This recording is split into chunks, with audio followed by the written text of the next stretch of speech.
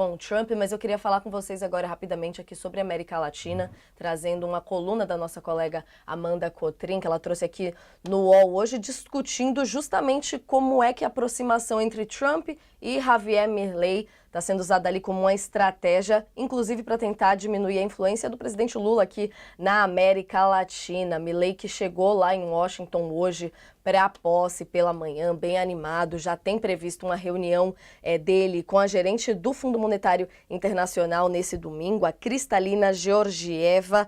Milei, que, como a Amanda levanta aqui, junto com especialistas na coluna, chega para essa posse com uma imagem fortalecida na Argentina, de acordo com as últimas pesquisas feitas por lá no país, e com esse desejo ali de colar, de certa forma, no Trump, para frear a influência de líderes da esquerda e centro-esquerda na América Latina. Queria uma análise de vocês sobre como que ele pode fazer isso, né, Andresa? O alinhamento político ali do Milei com o Trump é visto até como um respiro para o Trump na América do Sul, onde os Estados Unidos têm pouca interlocução direta com os governos de esquerda e centro-esquerda. O que o Milei representa nesse cenário e como que isso pode impactar a dinâmica aqui na América Latina como um todo, a partir aí desse novo governo Trump em alinhamento com o Milei, Andresa? Pois é, o que você colocou, né? O Milei, desses governos da América Latina, é o único ali que vai ter uma interlocução, né, na linha ideológica do Trump. E o que está se falando muito, Natália, é que pela primeira vez, aí se calcula nos últimos 30 anos, o governo americano vai ter um foco muito forte para a América Latina, porque todas as agendas, todas as pautas que o Donald Trump está defendendo passam, de uma certa forma, para a América Latina. Então, ele quer o combate a essa imigração irregular nos Estados Unidos, combate às drogas e combate a produção chinesa, né? O maior mercado, né, da China, ele é um maior parceiro comercial dos países da América Latina. Então, se precifica muito, né, que esse governo do Trump vai olhar muito para a América Latina. E aí a gente tem que ver como é que vai ser feito isso. O Brasil não tem essa aproximação com o Trump, muito dificilmente vai ter. O Trump, o Lula tem tudo que o Trump rejeita, né? Num político, né? Ele é de esquerda, é sindicalista, é um parceiro da China, então declarou voto, né, na adversária do Trump, o que foi considerado um erro do presidente brasileiro declarar um voto, né, numa eleição. Isso dificulta muito essa relação. Então, o Brasil pode perder esse protagonismo nessas relações com os Estados Unidos, até por conta da relação que o Donald Trump tem com o Jair Bolsonaro e com o time dele. Todo mundo diz que, assim, no ouvido do Trump, né, vai ter só gente muito ligada ali ao Bolsonaro para tentar fazer com que realmente ele não tenha nenhum tipo de laço com o governo brasileiro. Então, nesse sentido, o governo da Argentina, que, como a nossa colega destacou, está bem lá, né? As pesquisas indicam que tem uma aceitação, as medidas que o Milei tem tomado, para surpresa de todo mundo, né? Todo mundo achou que ele chegaria lá e rapidamente poderia até perder o mandato, mas ele tem feito um governo que está agradando e que os índices da economia estão melhorando, e isso acaba fortalecendo ele perante, né, os países aí da América Latina, até porque é ele que vai ter esse link direto com o presidente dos Estados Unidos. Então, tem muita atenção e tensão com relação a como é que vai ser esse olhar, né, do Donald Trump para cá. O pessoal já brinca, né, ele já falou que já vai anexar o canal do Panamá, o Canadá, daqui a pouco ele vai olhar para a Amazônia e vai querer também. A questão só é que o Trump às vezes promete, e ele também não cumpre tudo aquilo que ele ameaça fazer. Ele tem um perfil muito de ameaçar, ir lá ao extremo, para depois nas negociações ele vai adequando um pouquinho. Né? A mesma coisa que você cobra um pouco mais caro para depois já sabendo que você vai reduzir o valor no final. Né? Não e agora é hora da gente ver as coisas tomando forma, né, professora? Como é que a gente está vendo a construção dessa aliança entre os dois? A Andresa já chegou a pincelar também alguns pontos dessas discussões, até de acordos internacionais ou não, mas quais que são as lacunas até que a gente tem, de certa forma, nas discussões de América Latina que podem ser preenchidas com essa aliança aí fortalecida aqui, que a gente pode esperar dela? Bom, Natália, pegando um gancho aí, né, nessa fala final, né, da Andresa, acho que isso vai ser o tom, né, das relações aí que envolvem, né, os Estados Unidos, a Argentina e o Brasil, né?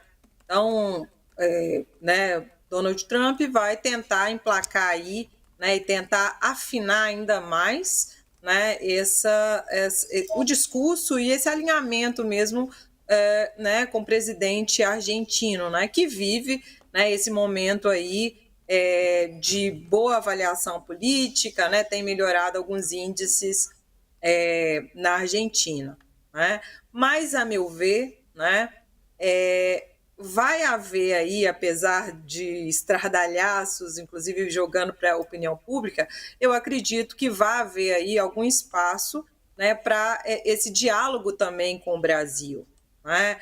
Eu acho que, diferentemente do que aconteceu ali no primeiro mandato, né, onde Donald Trump encontrou ali, né, esse alinhamento direto, né, com a presidência, né, naquele momento brasileira naquele momento, né? Hoje ele encontra Lula também, que tem um capital político e de inserção internacional, né, que é respeitado, né? Por mais que a gente tenha visto aí alguns atropelos na política internacional, eu acho que vai haver esse espaço aí, né? E a gente já viu momentos em que a presidência, né, com os republicanos, eles conseguiram aí ter um diálogo, né, com o presidente Lula. Né? Então, acho que isso deve acontecer, mas a gente precisa estar atento aí realmente a como, né, a Argentina e como os Estados Unidos devem se portar diante de outros atores políticos internacionais que são importantes para o Brasil, né? A gente tem o caso da China, a gente pode ver também na Europa, né, né, essa situação, e mesmo na América Latina, né, vai haver uma tensão aí redobrada, porque só o diálogo e esse alinhamento com a Argentina é insuficiente para todas as demandas e para todas as entradas, né, que outros países da América Latina também têm aí, né, com outros países aí, aos quais, né, não há esse alinhamento direto de Donald Trump. Né? E hoje a gente tem uma situação diferente, por exemplo, o Uruguai, que vai também passar por uma transição, que seria ali, né, um outro ator político, né, possível, né, de alinhamento. Isso não vai acontecer. E a gente também tem nomes fortes na América Latina, né, que conseguem também ter um discurso mais coerente, né? Boris, no Chile, ainda consegue fazer contrapontos importantes aí e conseguir aí espaços dessa inserção do Brasil, né, no panorama internacional, né, e também deve reforçar aí esse discurso, né, de tentar apaziguar um pouco mais aí as relações diplomáticas com os Estados Unidos aí, né, nos próximos 2 anos, pelo menos. Ah, com certeza. E como a Andressa estava falando no começo aqui, numa velocidade, né, gente? Porque realmente o Trump ainda nem tomou posse e a gente já está tendo uma série de questões para analisar. Quero dar sequência aqui ainda dentro desse assunto rapidinho, mas antes, quem está assistindo a gente pela televisão vai para um rápido intervalo. E aqui no YouTube a gente continua, queria mais uma frase rápida sua aqui também, Andresa, uma análise sua, da gente falando desse ponto, porque de certa forma é forte quando fala ali do Milei, de certa forma tentando limitar a atuação mundial de Lula, no caso aqui na região, na América Latina, mas de certa forma também é uma aliança importante a do Brasil com a Argentina, principalmente do ponto de vista ali econômico. Como é que fica a situação entre os dois países, com o Milei tomando esse protagonismo, no caso com a relação do Trump aqui na região?